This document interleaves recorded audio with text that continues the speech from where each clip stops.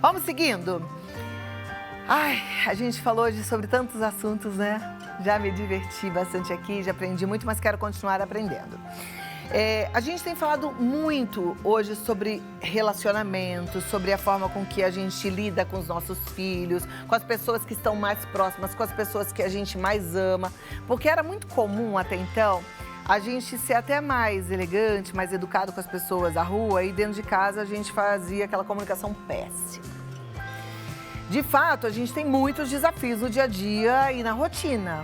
E a nossa comunicação, ela pode ser afetada não só pelo falar, mas também pelo ouvir e pelo agir, né? E muitos dos problemas de nós brasileiros vêm por conta da comunicação errada, pelos ditos e não ditos, seja em relacionamento pessoal ou até mesmo na vida profissional, porque a gente também convive como se fosse uma família, né? Muita intimidade, muitas vezes, muita proximidade. Então hoje a gente vai falar sobre comunicação positiva, porque parece que a gente está errando. Tem muito ruído aí na comunicação. E a gente hoje recebe o professor especialista em marketing pessoal, Adriano Abner. Seja bem-vindo, Adriano. Cláudio, boa tarde. Boa tarde, bom te receber. Obrigado. Senta ali para a gente começar a conversar sobre comunicação positiva. Gente, tem arte já no nosso Instagram, no Vida Melhor Oficial, para você mandar a pergunta do Adriano, tá? Sobre comunicação positiva. O que é que você quer saber? Daqui a pouquinho ele vai ter tempo de responder. Mas vamos lá. Comunicação positiva, ela é um braço da psicologia? Ela é um braço da psicologia, inclusive é um conceito lançado por um psicólogo chamado Marshall Rosenberg, na década de 60. O Marshall, ele se especializou em mediação de conflitos através da comunicação. Ele percebeu que muitos dos problemas de relacionamento, como você bem falou, vem por conta da comunicação. Lá na década de 60, ele chamou de comunicação não violenta, né? E até já para mudar algumas crenças, principalmente do pessoal que está em casa, geralmente escuta comunicação não violenta. A gente pensa, a gente liga violência com agressividade, né? Mas o que seria ser agressivo na comunicação? Então a gente geralmente pensa, de repente é falar alto, é gritar. A gente pode ser violento na comunicação falando baixo, né? Mas existem outras maneiras. Eu posso ser violento pelo simples fato de você estar falando e eu já estar julgando a sua fala sem mesmo ouvir. Eu posso ser violento já querendo te dar uma resposta sem ouvir e sem deixar você concluir a sua fala.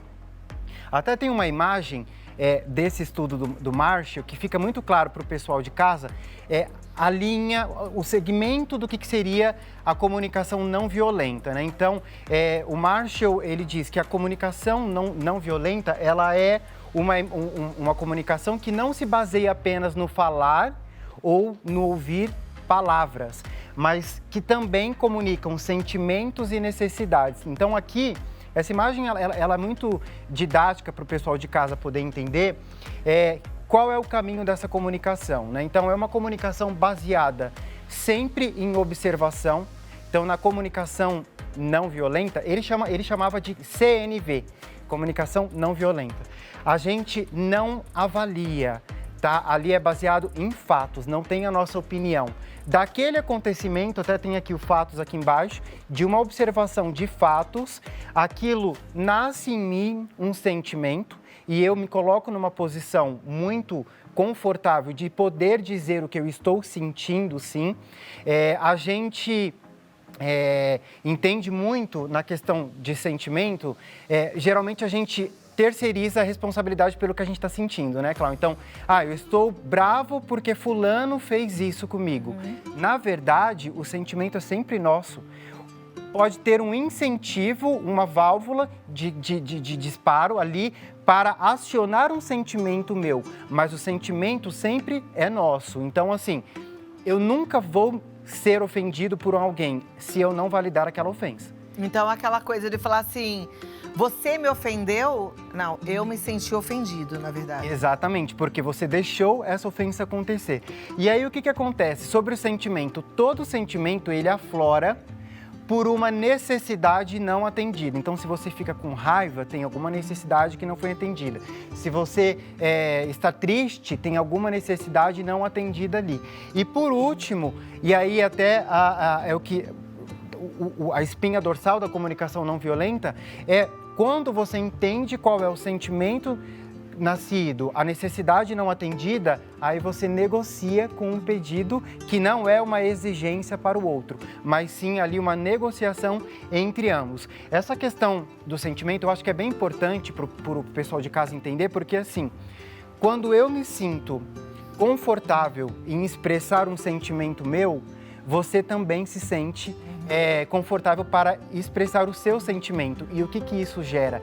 Isso gera conexão, isso gera uma aproximação. E aí sim fica uma comunicação positiva e não uma comunicação violenta, como é descrita pelo Marshall. Então vamos tentar trazer agora para os exemplos práticos, né, para o dia a dia. Eu falei um pouco da relação pais e filhos. Isso é uma coisa que a gente precisa realmente prestar muita atenção, porque às vezes, com toda boa intenção, a gente faz uma comunicação errada. Como que um pai daria uma bronca no filho, porque ele todo dia está saindo atrasado para a escola? Ótimo. Eu trouxe algumas imagens, inclusive para poder ilustrar com as cores que estão aqui. Inclusive tem uma de relacionamento entre pai e filho. Se eu não me engano é a próxima, mas vamos começar. Eu trouxe em diferentes contextos, até para o pessoal de casa poder entender que essa abordagem da comunicação não violenta e comunicação positiva, ela pode ser utilizada em diversos contextos. Então aqui... Então vamos nessa ordem dele, mas é tudo exemplo prático. Isso. Perfeito. Tem uma situação de pai e filho. Então, por exemplo, aqui uma situação, vamos pensar que é um casal, né? Então, a gente começa ali com a observação. Ontem, quando eu te liguei, você disse que não se lembrava que havíamos combinado de jantar. Isso é um fato, um acontecimento ali, sem qualquer julgamento, sem qualquer avaliação. Aí vem o sentimento. Eu me senti frustrado. Sentimento de frustração com a observação feita ali. Porque eu queria muito ter um momento fora da nossa rotina. A necessidade sendo explanada. Gostaria de ter um momento fora da rotina. E aí vem o pedido. Gostaria de remarcar um jantar para qualquer dia da próxima semana e que você colocasse um lembrete no seu celular. Pode ser? Olha a negociação ali. Então, primeiro, só para todo mundo entender, você vai falar do que você viu ou do que você ouviu, sem julgamento. Um fato, não pode ser o que você sentiu ou o que você achou, é um fato, né? Então, assim, ontem você falou muito alto comigo, até as crianças acordaram. Ponto. Você fez um fato. Exatamente. Eu me senti assim, assim, assim, assado. Eu esperava isso. Então, agora, aí vem o pedido. Eu quero que seja assim, assim, não. Exato. Isso funciona. Isso é o caminho da comunicação não violenta. Né? E aí, é claro, quando eu me expresso dessa maneira, você, como interlocutora, também se sente confortável para expressar os seus sentimentos, suas necessidades e aí mediar conflitos através da comunicação. A gente tem uma outra imagem, deixa eu ver se é essa que é sobre o pai e o filho que a gente tem, é essa. Então, você deu um exemplo bacana, inclusive na questão da educação. Então, vamos pensar com um pai conversando com o filho, né? Filho, quando eu li o bilhete da professora avisando que você não fez o dever de casa, uma observação, um fato. Eu fiquei muito chateado. É o sentimento. Ali está o sentimento. Porque nós já tínhamos combinado um horário para você fazer o dever durante a tarde. O que era a necessidade, combinado. A necessidade. Quero que você faça o dever antes de jogar videogame todas as tardes, combinado? E aí o pedido é negociação. Né? Então aqui, de novo, uma sequência de comunicação não violenta. Eu já ia falar assim, eu quero então que você faça o dever de casa e por conta disso, até você cumprir todas as tarefas, você vai ficar sem o videogame. Sem videogame. Vamos lá, a Biner.